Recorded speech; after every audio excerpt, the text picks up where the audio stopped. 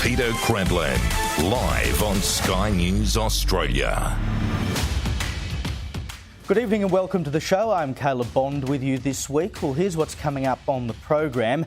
Aldi joins Woolworths in scrapping Australia Day merchandise as opposition leader Peter Dutton calls on Aussies to boycott the supermarket giants. Plus, I speak to cricket legend Brian Lara as he gears up for the West Indies test in Adelaide next week, and the family feud threatening to overshadow Prince Frederick and Princess Mary's coronation day. Now, no doubt, as I mentioned before, you would have seen by now that Woolworths and Big W have decided not to sell any Australia Day related merchandise this year, and as we go to air tonight, Aldi says they will do the same. Now, you can do what you want. Businesses can do what they want. You can sell whatever you do or don't want to sell. It's a free market. But the great thing about the free market is that we get to decide where we shop. And so I'd say to you, if you're not happy with Woolworths' decision or Aldi's decision to cast off our national day, to not celebrate our great country, then take your custom elsewhere. Opposition leader Peter Dutton said the same thing earlier today. I think it's an outrage, to be honest, and I think people should boycott Woolworths. I would advise very strongly to take your business elsewhere, to go to IGA or Coles or Aldi. And I think until we get common sense out of a company like Woolworths, I don't think they should be supported by the public. Now, I know we do have a supermarket duopoly in this country, so it does make it difficult to shop elsewhere. But I'm glad to say that Coles will be selling Australia-themed products in time for Australia Day, so go shop there. Or better yet, shop at your local IGA or another small business, which in all likelihood could be owned by migrants working hard to make a go of things in this country. That's what Australia is all about. That's what Australia Day is all about, celebrating. And I know a lot of people think, well, I'm just one person, a small cog in the wheel. What difference will it make if I take my dollar elsewhere? But we've learned in the past year that boycotts against woke companies can work.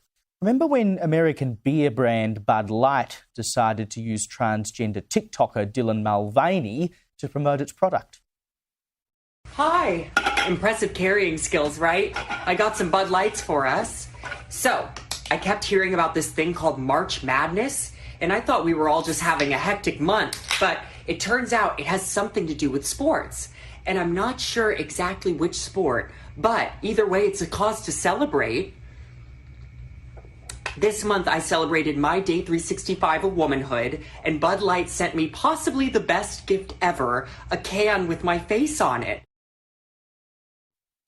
Day 365 of womanhood. God help us. Now, thankfully, Mulvaney seems to have faded back into obscurity. But so did Bud Light after all of that, because beer drinkers turned off them. Their parent company's revenue dropped by more than 10% in 3 months. And the next quarter, their sales to retailers dropped 17%. Then in November, their chief marketing officer left the company for bungling things so badly. So don't think that you as a consumer can't call the shots. Without consumers, businesses are dead. You ultimately hold the power to hire and fire because it's your dollars that pay these people. But take a look at Agriculture Minister Murray Watt today on some bizarre rant about culture wars and thongs and, well, take a look for yourself. Our government is focused on the war on inflation. Peter Dutton is always focused on a culture war. Our government is focused on the prices that supermarkets charge. Peter Dutton is focused on the kind of thongs that supermarkets sell. Peter Dutton is focused on putting the jobs of more than 200,000 workers at risk just so he can score a cheap political point on a radio station. But this is just typical of Peter Dutton. As I say, always negative, always seeking to divide people, always shouting at Australians, rather than actually bringing people together to tackle the real challenges that matter to Australians, like cost of living and the kind of prices that supermarkets charge.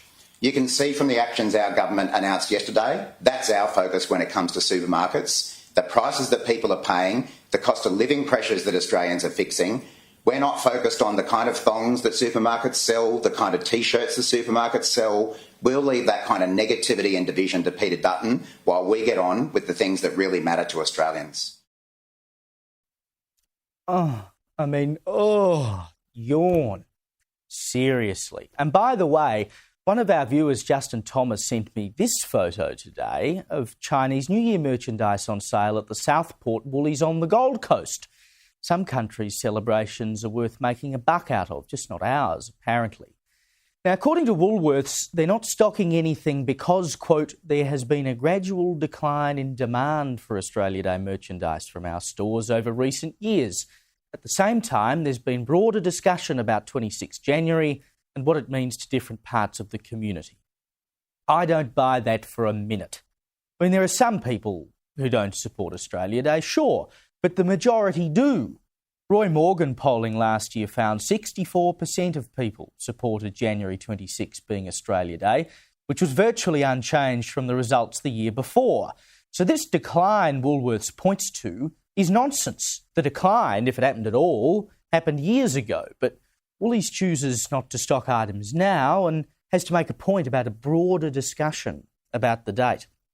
This isn't about what consumers are or are not buying. If this decline in sales exists, then show us the numbers. Show us your sales for the past 5 years and how much stock you had in your stores in those years. Something tells me they won't do that because it's about a big corporate trying to dictate morality and social policy to the rest of us. They're not responding to a decline. They're trying to create the decline because, of course, the harder you make it to buy things to celebrate Australia Day, then the harder the celebration becomes. That's the point. It's a deliberate ploy to make you feel guilty for celebrating our National Day.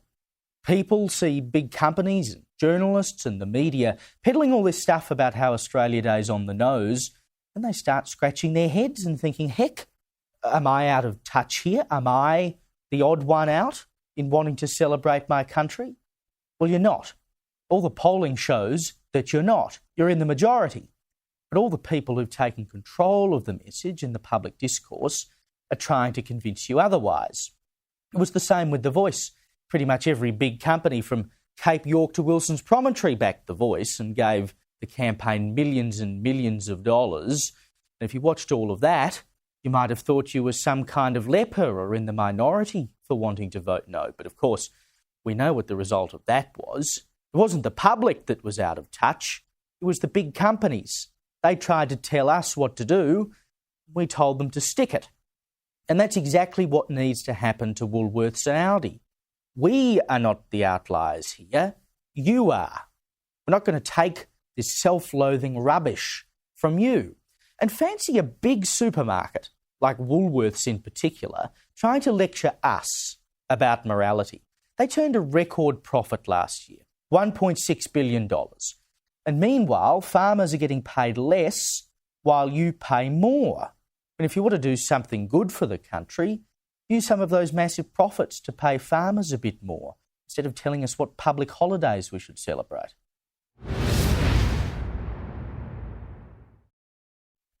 Joining me now to get through the big political stories of the day is National Senator Matt Canavan. Matt, welcome. As I said before, obviously we've been talking all day about Woolworths.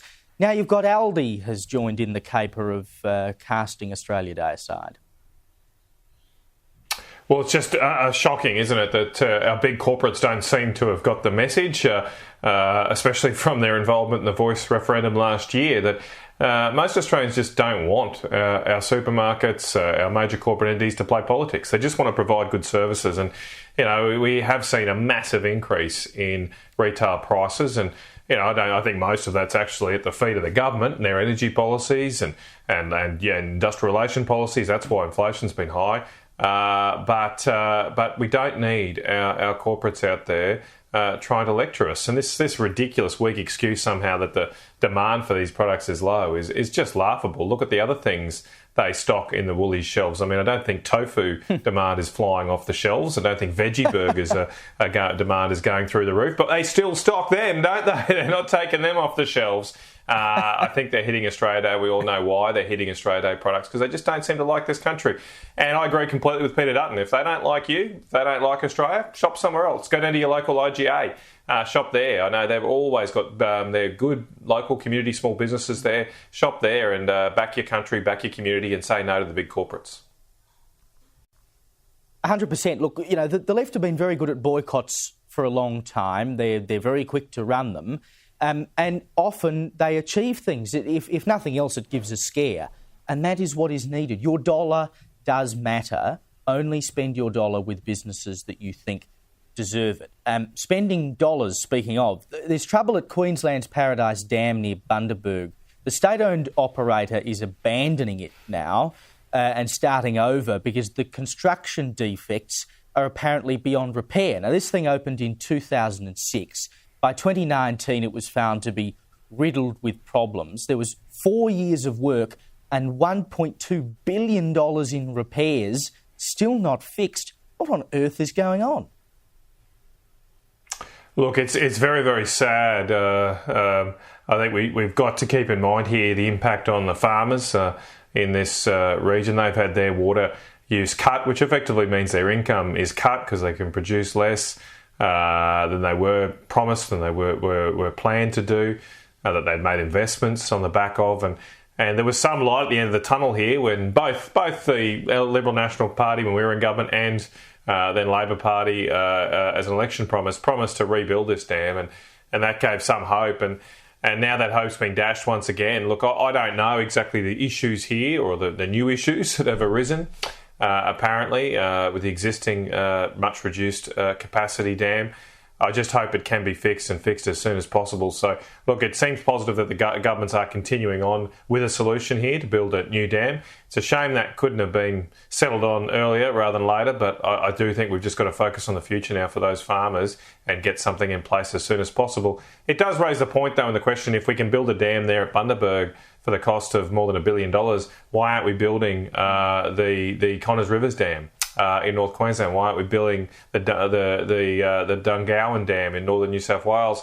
These were dams that were funded under the coalition government. That funding's been stripped away by the new government. It seems they're only building this one because the Queensland Labor government were backing it. They're just not backing dams right across the country. Man, why aren't we building dams all over the shop? I mean, for heaven's sake, we know as a country droughts and flooding rains, it has ever been thus, and we just never seem to learn the lesson.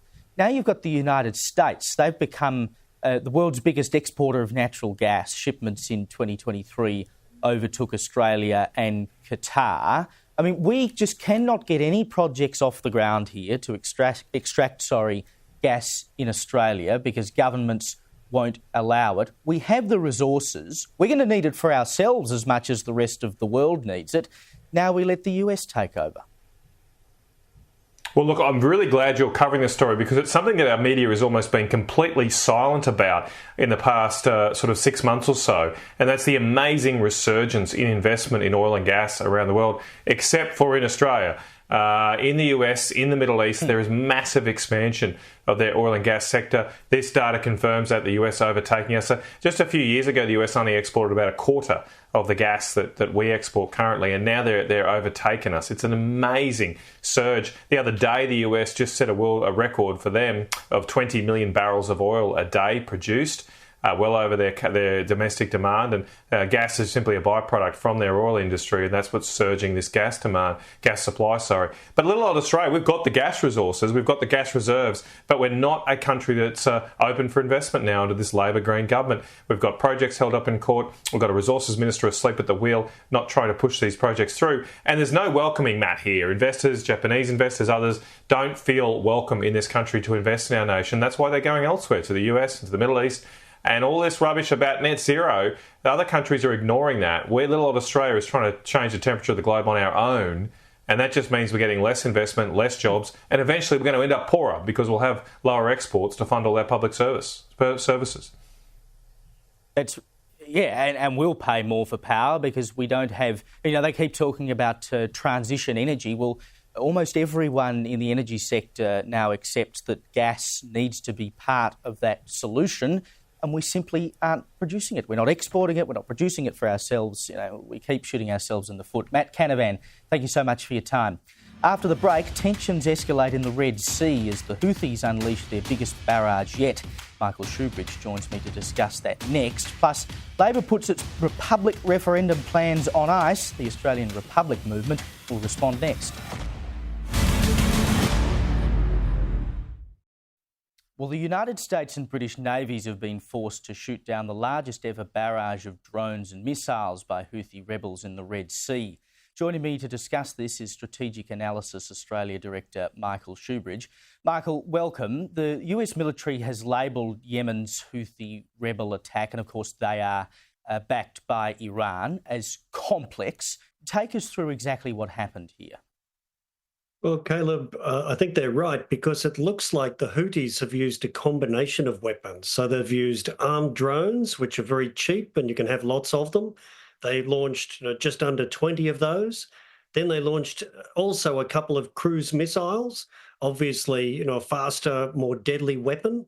But they also used a ballistic missile. So it's like a combination attack, and it's really testing the defences of that maritime task force. It took the Americans using fighter aircraft launched from their aircraft carrier and a combination of US and UK destroyers to defeat that attack. So it's a complex, expensive way of battling the Iranian-backed Houthis. I think it means the time when we're going to see strikes against Houthi bases and Houthi launch sites and storage sites, that time is approaching. If we go down that road, if we start sort of attacking their bases, do we not open ourselves up to further conflict? Well, of course, Caleb, there's no we here from the Australian government point of view. What Australia has done is send a barrage of words at the Houthis. So, words are not deterring the Houthis. That statement that Australia joined from 20 nations telling the Houthis horrible things would happen if they kept doing what they were doing has done nothing. The Houthis have actually escalated their attacks. Yes, there's the prospect of regional escalation, but that's what the Houthis are banking on. They're saying, if you try to stop us attacking international shipping, then you might risk a wider war, so don't do it. But unfortunately, that international trade route through the Red Sea is too important to be held hostage to the Houthis. Yeah, well, I mean, you can't do nothing, can you? I suppose there would be reticence, though, from a lot of people, particularly in the US. I mean, as you say, we haven't committed a great deal, and we were asked to send some warships up to the Red Sea, and we didn't do that. We sent some military personnel instead.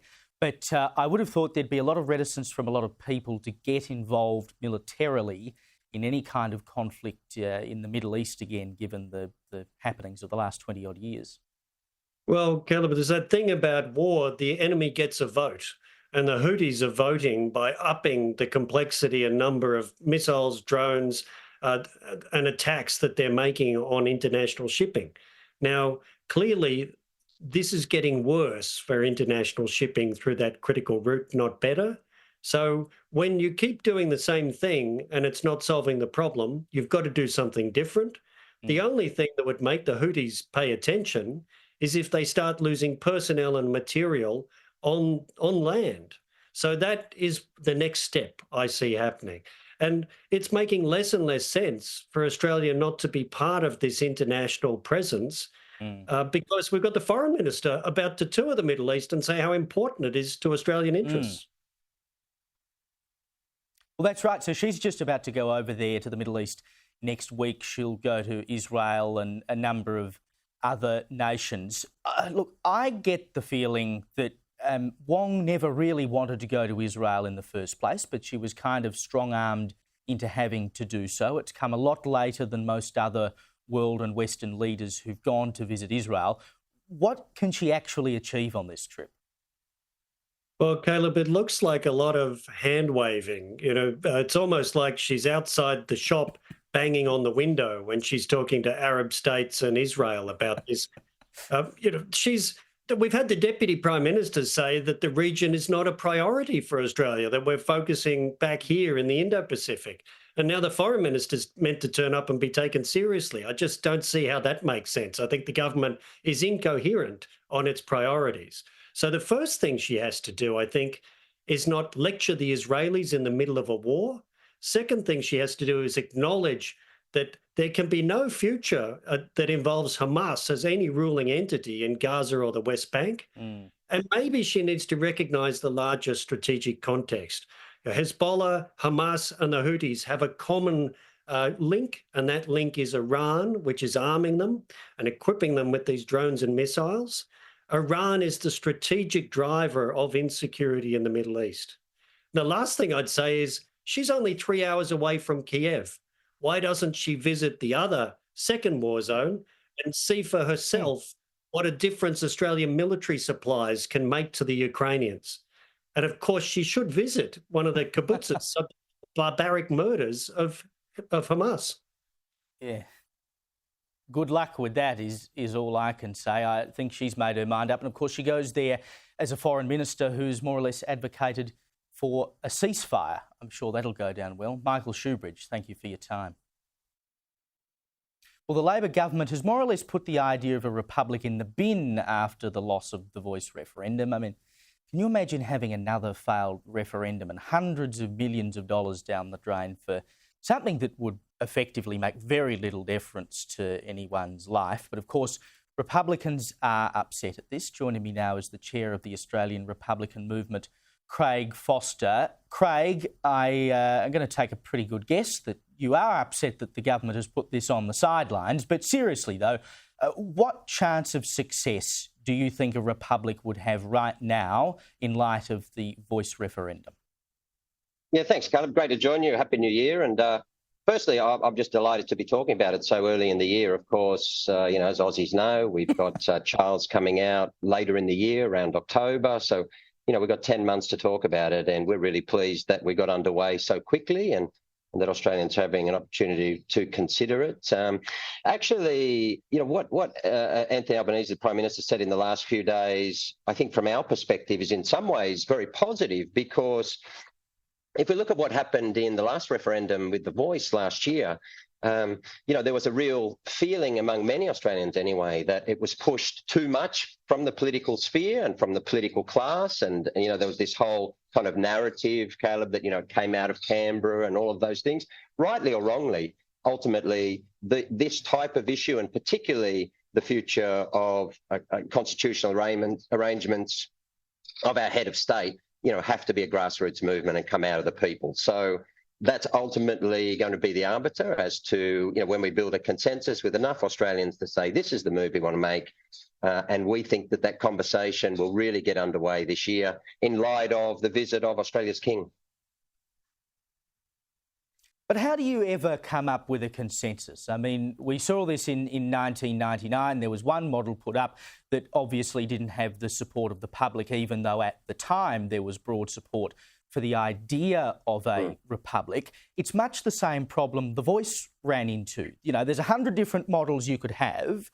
No one's entirely happy with any of them. How do you ever actually make that work? Well, what we want to do this year is get around Australia and talk to as many people as possible. So, again, we haven't had this conversation, certainly not over the last probably 18 months or so when I've been involved as the co-chair along with Nova Peris. And we see this year as a really exciting time to travel around Australia and ask Australians the answer to the questions that you're asking. Those answers don't have to come from me. Those answers don't even have to come from the Australian Republic movement. Whilst we feel really passionately and very strongly about the fact that we believe we should have our own head of state to bring our own national values and identity to life. Ultimately, it's a matter for every Australian around the country. So I can answer that question probably closer to when the King gets here in October. We've got 10 months to ask Australians what they feel comfortable about. What are their concerns? How can we allay them? What are the different models? You talked about, I think, rightly last year, kind of differences of views and disagreements, even within the yes case, if you like. That's something that we'd very much like to avoid. And so we've been having those conversations to learn the lessons, not just from 99, of course, but from last year when we saw many of those things replicated. But ultimately, we're really excited this year about, having this conversation about what an appropriate model that the majority of Australians, not everyone, that's a democracy, as you're very well aware, but the majority of Australians agree with to make us comfortable moving forward. Just very quickly, the voice referendum cost something like $400 million. So say we blow another $400 million on a Republic referendum, we wake up the next day. What practical change will it have made to anyone's life in Australia? 20 seconds. Well, we think that national identity is pretty serious, and is a huge part of the importance of being Australia. We're a unique country. We should bring that to life in every way. We think also it will strengthen our democracy, Caleb, and that couldn't be more important.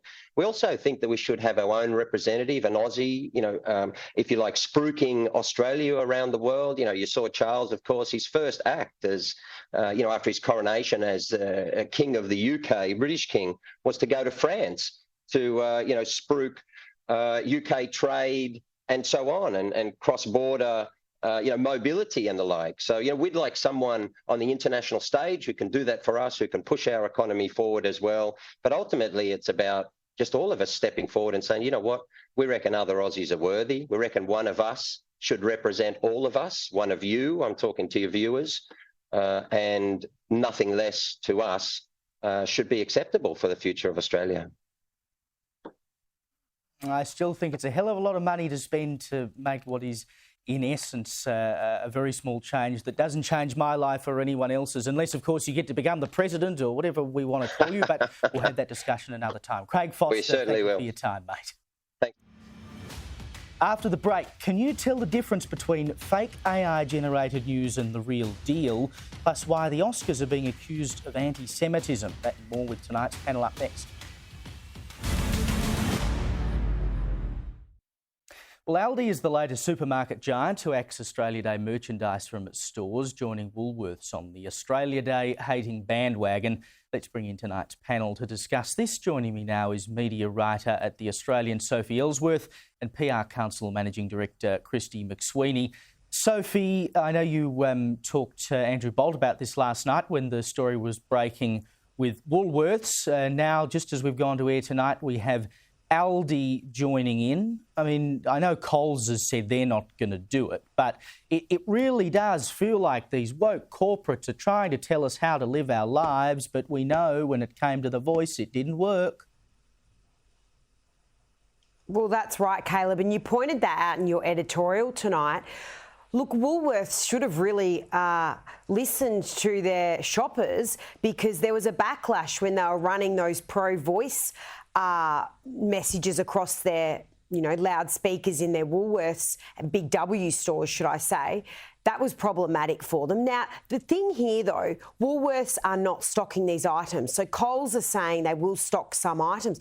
Well, Caleb, I'm searching high and low. I went into my local Coles. There's no Australia Day items in there as of yesterday. I looked online. All you can buy, if you're searching Australia Day at the moment, is echidna serviettes and koala face masks. So come on, is that honestly what Coles are going to do? Now, I want to see what they are doing. Perhaps they're going to rush out and throw a few things on the shelves. But this is really quite appalling, because what they're ultimately doing is stopping Australians, and as you said, a majority of Australians who support Australia Day, from making that decision when they go into the supermarket. If they want to buy a flag, thongs, whatever it is, a stubby holder, let them. But they're dictating to shoppers now, no, you cannot celebrate that if you come to our stores. And I think that is a real problem in this country, Caleb. Where is, the ability for Australians to actually be proud of this country? And if they choose to buy something, let them. Well, I dare say if you walked into any small business run by a non-white Australian, you would be more likely to find Australia Day merchandise than you would in a shop run by a white Australian, because it's this awful self-loathing that seems to have gotten hold of us, same as all these big corporates. And of course, Christy, you've had calls today from Peter Dutton. I said the same thing at the top of the show. Woolworths, Aldi, boycott them. If you're not happy with the decision they've made, take your dollar elsewhere, because that dollar does matter. Well, certainly, and I think a lot of Australians will boycott them. As you said in your editorial, and as Sophie mentioned, $50 million in funding from corporates towards The Voice, trying to tell Australians that if they don't vote for it, they don't support reconciliation. That is simply not true. The constitutional referendum has nothing to do with whether you, an individual, support or don't support reconciliation. It was simply people couldn't vote for a model that they didn't understand, which wasn't explained to them. But also, I hope people boycott Woolworths. I hope it opens up revenue opportunities for the hundreds of thousands of small businesses in Australia who employ Australians, who open through significant long trading hours, public holidays, your IGAs, your Metcash businesses and your small corner stores. And the other thing I would say in regards to this, Woolworths, a South African company, also operate in America. The last time I looked, they still sell and stock and celebrate Thanksgiving products. I don't know what makes Australia Day unique in not celebrating this Australian unique national day, if they can do it in the United States for Thanksgiving. And I think a lot of virtue signalling in corporates goes on, and they want to signal to the Albanese government that they are on side with them for political expedience. And I will say Woolies probably sniffs a price gouging inquiry coming on, and this is their way of currying favour with the government.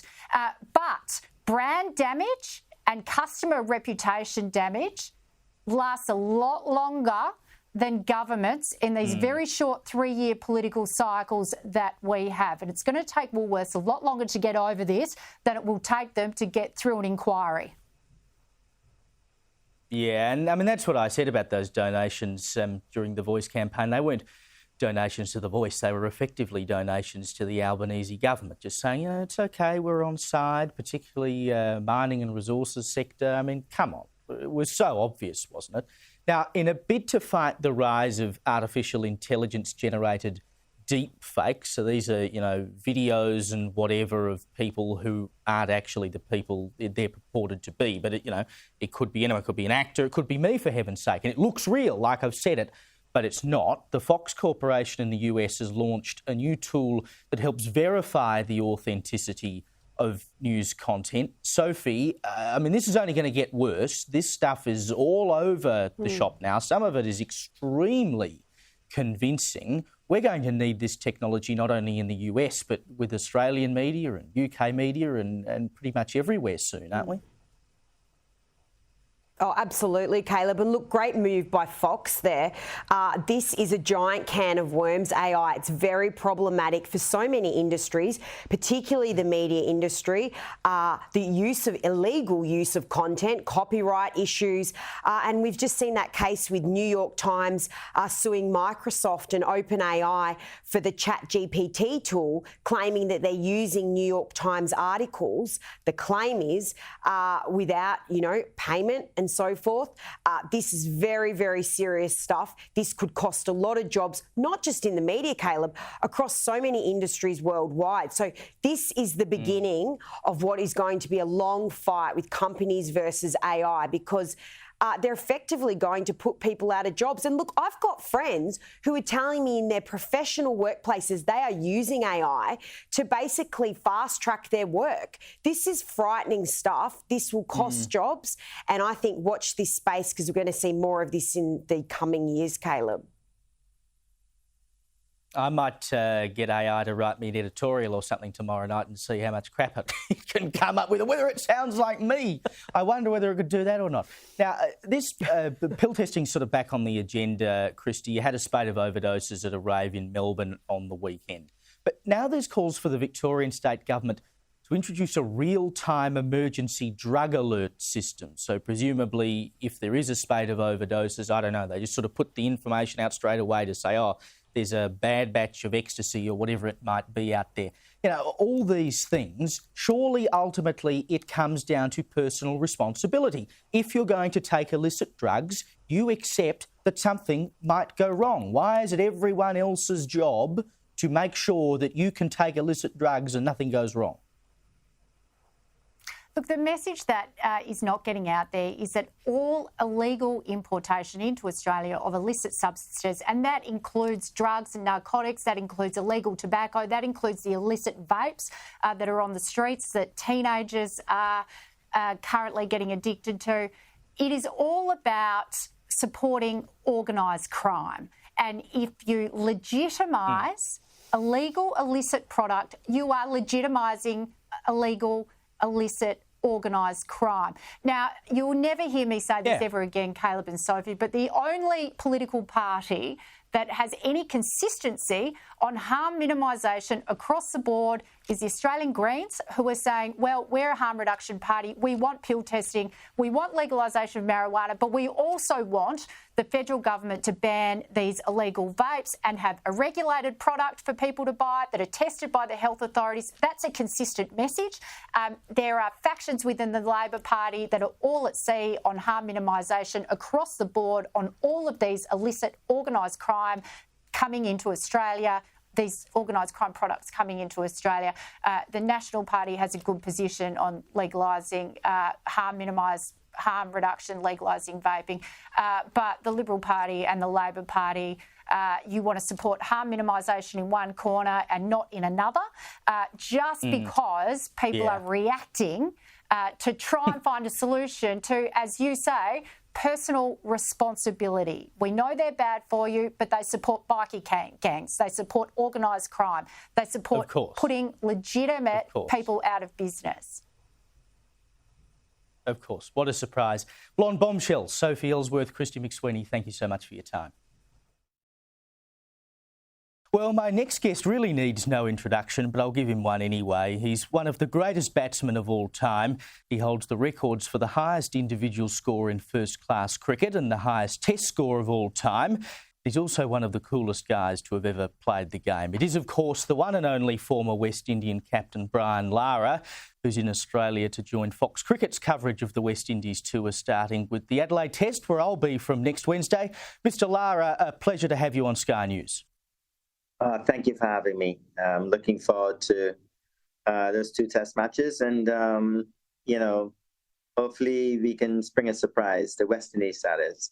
Well, that's right. So, there's a lot of conjecture at the moment, I suppose, about the state of West Indian cricket and probably Test cricket more broadly as well. You've got the big countries, Australia, England, India, New Zealand to some degree. I know you've been working with the West Indian cricket team as a mentor. What can be done, do you think, to lift Test cricket back up to certainly where I would like it to be, and I think a lot of other people would as well? What I'd like to see maybe, so it's sort of a resurrection of why we play cricket in the West Indies and what it means to us. And I think a lot of the youngsters that are now playing the game, they're more fed, the faster version of the game, the more the economics of the game, the desire to, make a quick living.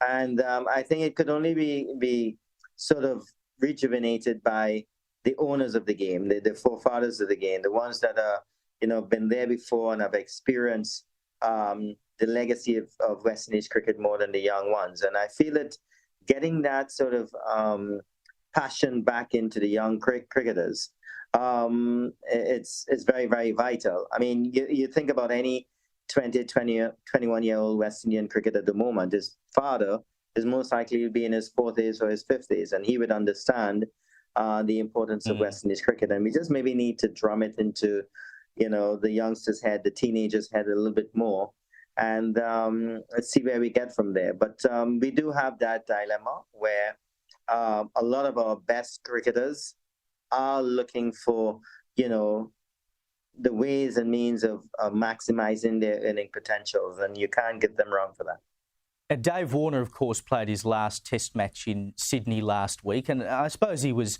something of a divisive figure amongst Australian spectators. There's all that hangover, of course, from Sandpapergate, which I think in hindsight was totally overblown. They got the 3 matches from the ICC and it should have been left at that. But he was undoubtedly a superstar batsman in Australia. What's your assessment of his career and the legacy he leaves? I think someone mentioned it and summed it up quite well. In terms of all formats of the game, he's most likely Australia's best batsman. Being able to play the T20 version, the 50-over version of the game, and Test cricket. And I have a lot of respect for David Warner. He's had a career where it's full of wonderful moments. And of course, like everybody else, a part of his career would always be talked about in a negative way. But he has nothing to be ashamed of. A wonderful player, a wonderful human being. And I think he'll be missed. The main topic now is Steve Smith opening the batting. But what David Warner has done for Australian cricket is just tremendous. Well, some of your great rivalries came against Australia. I think Shane Warne dismissed you 10 times in 42 matches, your great friend. You scored 2,729 runs against Australia in those 42 matches, which is a damn good average. It included 8 centuries and, of course, your rivalry with Matthew Hayden, because you pipped him for the highest Test score of all time. He got you, and you eventually got back to 400, which is still the record. Given those days of Australian cricket, which were the days I grew up with and were extraordinary, how do you see Australian cricket now with Pat Cummins at the helm? I'm someone that, find it very difficult to compare different eras. People talk about the West Indies team in the 70s and 80s. How would they have done against, Steve Waugh and Ricky Ponting's team? I think the game has grown. It always keeps evolving into something greater. The cricket equipment has grown. The rules have changed. Right now, Australia, have dominated, especially in the Test arena, the game. The World Cup, winning the World Cup was tremendous. The way how they fought their way back from a couple little hurdles. But you have no choice but to fall in love and have respect for the way the Australians play the game, and most likely the way how their whole domestic and youth cricket is set up. It's set up for youngsters to come out and be very aggressive and to earn their spots very quickly on the international stage. So, what Pat Cummins have going on is just a continuation of years and years of great structure, a wonderful sort of education into the game of cricket. And it's something that all cricket nations will be sort of envious of. The facilities in Australia, the academies, is something that, I would love to see in the West Indies. During the days when we dominated the game in the 70s and 80s, I don't think we were thinking far ahead. I don't think we were thinking about the future. I think we felt that we'll just churn out superstars. We're going to churn out the next Sir Vivian Richards. We're going to churn out the next Gordon Greenidge or the late Malcolm Marshall.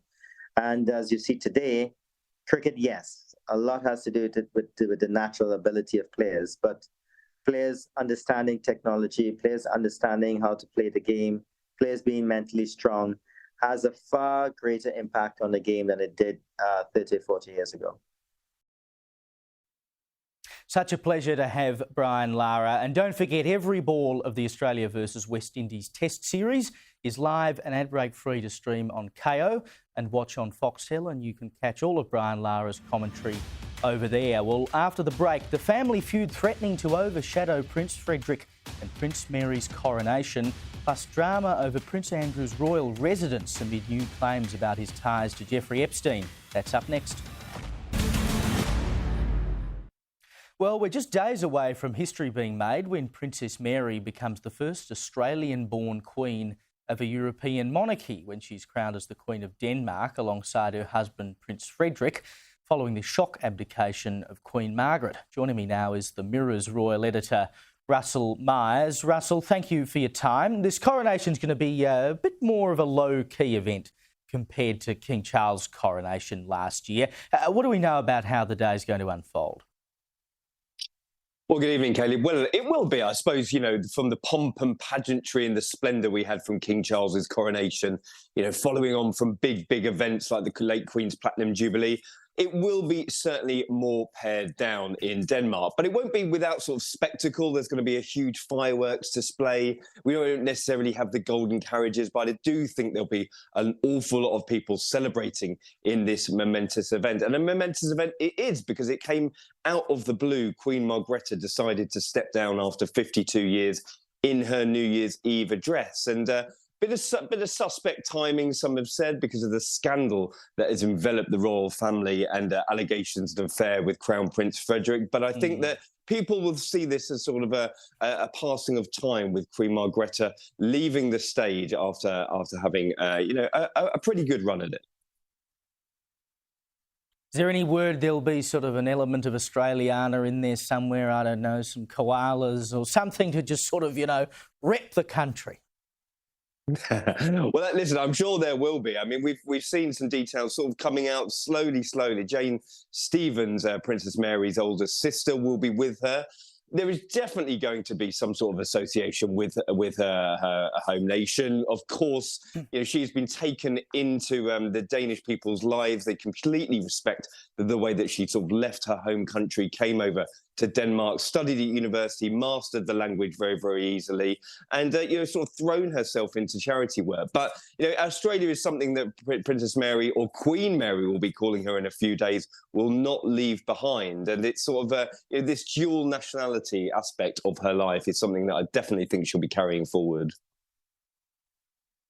They'll have to get Vegemite into the coronation menu somehow. Now, it wouldn't be a royal family without some sort of drama, and there's fears that an ongoing feud within the Danish royal family could threaten to overshadow the big day. What's going on? Well, of course, drama in our own royal family and drama in the Danish. And this sort of comes from Queen Margrethe's decision to have a slimmed down monarchy. And we've heard that previously ourselves, haven't we, with King Charles saying that there's not necessity for hordes of people crowding around the royal family on the balcony. It's very difficult to spot who's who and who does what a lot of the time.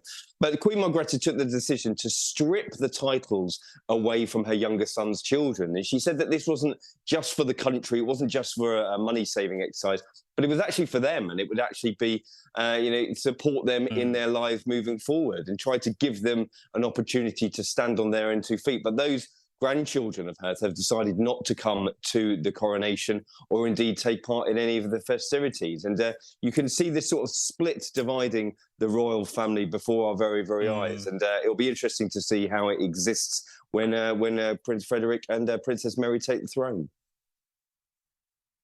Being taken off the teat. Now, things are coming back to our royal family. Things are getting worse for Prince Andrew. You've got these new claims about his links to Jeffrey Epstein in the court documents that have been released. We're yet to hear from anyone in the royal family about these new revelations, but there's drama now about whether he'll be kicked out of his royal residence. We've only got a minute, but what's the latest? Well, into, very uncomfortable headlines, tawdry headlines once again for Prince Andrew, and his involvement in the Jeffrey Epstein scandal is just rumbling on and on. The King wants him out of Royal Lodge. He's pretty much cut off all his allowances, and I don't see where Prince Andrew can go. I mean, he will be potentially jobless, penniless, and with no sort of sympathy from anyone, least of all his family. So very interesting to see how this develops for Andrew and the rest of the royal family. We certainly haven't heard the last of it. Surely someone's got to say something at some point, though. Like, they can't just stay silent. Well, I mean, listen, we all know what sort of a man Prince Andrew is. Very pig-headed, very big opinion of himself. I think this is how he got himself into the association of Jeffrey Epstein and his cronies in the first place. He doesn't listen to advice, certainly not from his family, because they've been asking him to leave his residence. No. But, I'm sure, as I said, we haven't heard the last of it, and it will be a royal rumble for the ages, especially with Andrew and Charles coming to... The other thing he doesn't do is sweat either, apparently. Russell Myers, thank you so much for your time. And thank you for your company tonight. The Bolt Report is up next. You'll see me here again tomorrow at 6.